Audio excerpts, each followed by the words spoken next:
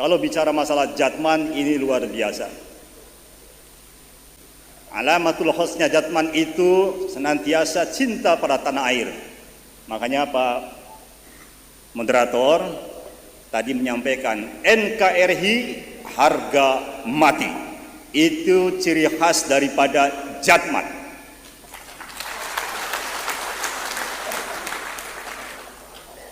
Kalau Jatman ada bendera yang robek, itu pasti diganti. Jatman melihat tiang bendera miring-miring, itu ditegakkan. Begitu juga melihat bendera jatuh, pasti akan diberdirikan. Itulah Jatman. Alamatul khos yang kedua, Jatman itu setiap kegiatan acara tidak lepas senantiasa menyanyikan, mengumandangkan lagu kebangsaan Indonesia Raya. Luar biasa. Dan itu diikuti oleh semua jamiah yang lain. Saya beberapa kali dan seringkali sejak saya jadi Kapolda Banten, Kapolda DIY, Kapolda di Jawa Barat, selalu mengikuti acara tabligh akbar, mujahadah apapun bentuknya, senantiasa tidak lepas dari mengumandangkan lagu kebangsaan Indonesia Raya. Itu senantiasa terinspirasi oleh Jatman. Tepuk tangan untuk Jatman. Bangga jadinya. Sesungguhnya kita yang hadir di sini, saya bisik-bisik dengan Pak Gusnar tadi. Jadi kalau kita bicara NKRI di hadapan Jatman, itu sama dengan menggarami lautan. Bahasa saya orang Indramayu, nguyai segara. Ngajari itik berenang. Oh iya, luar biasa. 2 jempol untuk Jatman dan kita semua. Bapak Ibu semuanya, apa yang disampaikan oleh sahabat saya tadi, Pak Komjen Pol Ahmad Doviri, betul sekali. Kami berdiri di sini di hadapan para masyayikh, para kiai, para ulama, para habaib, para ulama yang tergabung dalam Jatman itu ibarat nguyai segoro kalau mau berbicara. Ya. Maka kami hanya akan mengingatkan saja bahwa peranan Torekoh di dalam melawan segala bentuk neokolonialisme, neoliberalisme, neokapitalisme, dan neo yang lain sangat vital. Kenapa? Kalau berbicara dengan tugas pokok kami, yaitu di bidang penanggulangan terorisme, maka radikalisme dan terorisme yang mengatasnamakan agama, wabil khusus yang mengatasnamakan Islam, adalah cermin krisis spiritualitas di dalam beragama, cermin krisis ihsan di dalam beragama. Betul? Mereka lebih menonjolkan ritualitas syariah, lebih menonjolkan fikih, lebih menonjolkan simbol-simbol formal, identitas formal keagamaan, tapi lemah di bidang makom ihsan, lemah di bidang akhlakul karimah, lemah di bidang amaliyah, misi utama Rasulullah SAW, innama bu'itsu li utamima makarimal.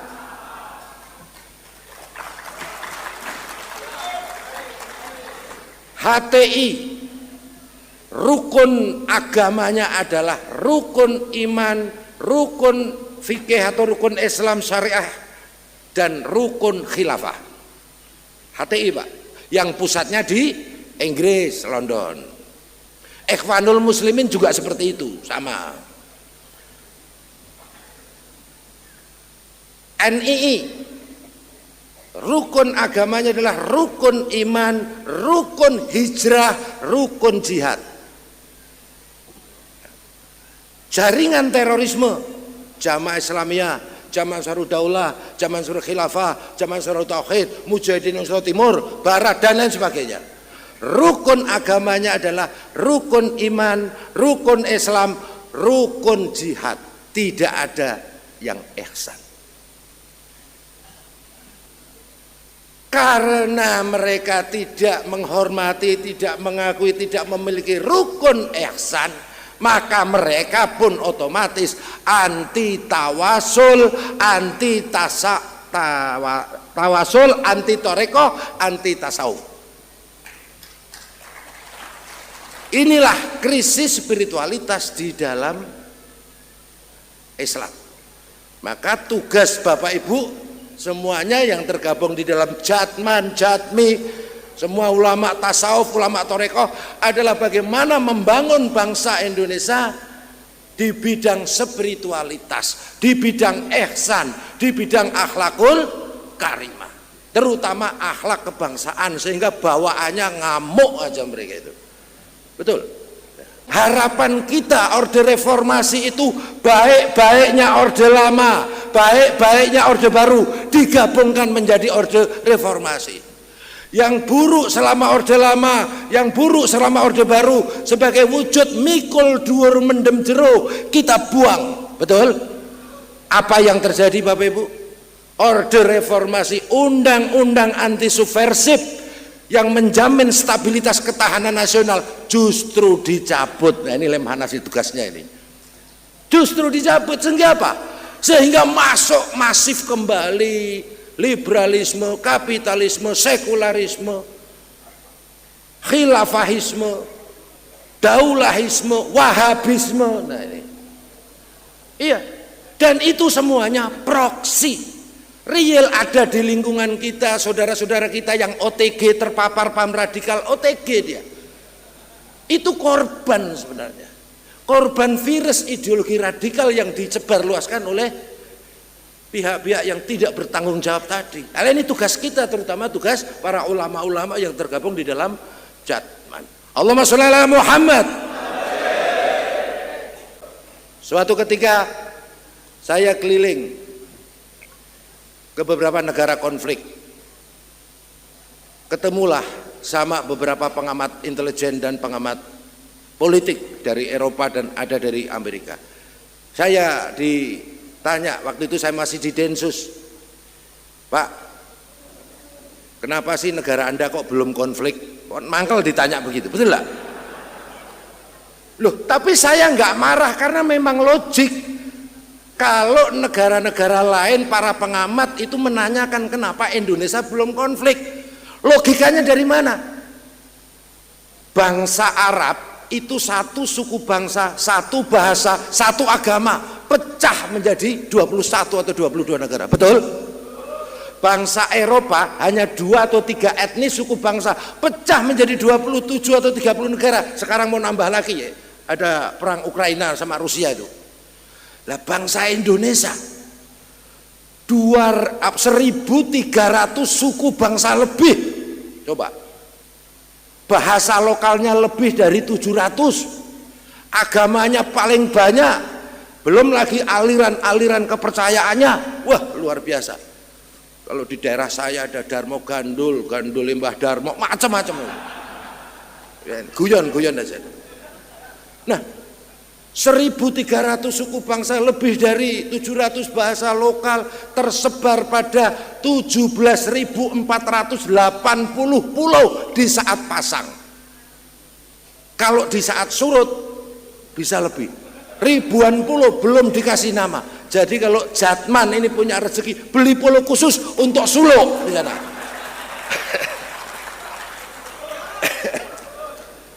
Iya, Jatman bisa beli pulau sendiri, digunakan khusus untuk suluk. Iya, pulau Jatman gitu, bisa itu. Nah, sehingga logik kalau orang-orang bertanya seperti itu, harusnya kita udah hancur dan tidak ada teori atau jawaban argumentatif yang bisa menjelaskannya kenapa Indonesia belum konflik. Maka waktu itu spontan saya jawab, negara kami, bangsa kami tidak akan konflik. Kenapa? Negara kami adalah sepotong tanah dari surga yang dijaga oleh wali-wali Allah. Nah mereka itu kan orang modern ya, enggak dong itu apa wali itu enggak dong. Akhirnya saya jelaskan, wali itu para kekasih Tuhan, para ulama-ulama torekoh, ulama-ulama tasawuf yang hidupnya benar-benar dia ya ilahi anta maksudi waridoka matlubi. Jadi kalau yang benar-benar hubul waton minal iman itu harusnya udah torekoh juga itu. Nah, untuk menghadapi krisis spiritualitas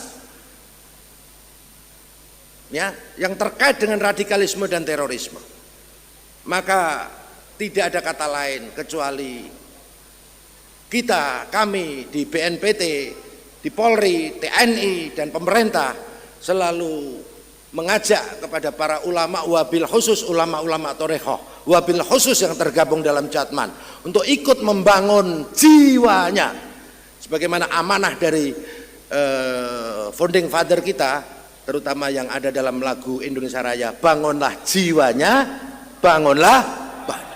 Ketika kita membangun jiwa, ya ayat Tuhan nafsul, ini adalah tugas pokok daripada ulama-ulama yang tergabung di dalam Jatman. Tepuk tangan untuk Bapak Ibu semua.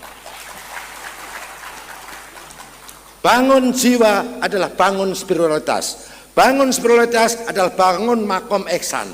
Bangun makom ihsan, inna rahmatallahi qaribum minal muhsinin. Rahmat dan kasih sayang Allah ada pada orang-orang yang ihsan, artinya orang-orang yang mengamalkan misi utama Nabi, innama bu'istu li utamima makarimal. Terima kasih, semoga Allah meridhai kita semuanya. Saya tutup dengan pantun. Burung Garuda terbang nan tinggi, menembus awan melalang buana. Jatman bersatu membangun negeri, insya Allah Indonesia aman, damai dan sejahtera. Makasih.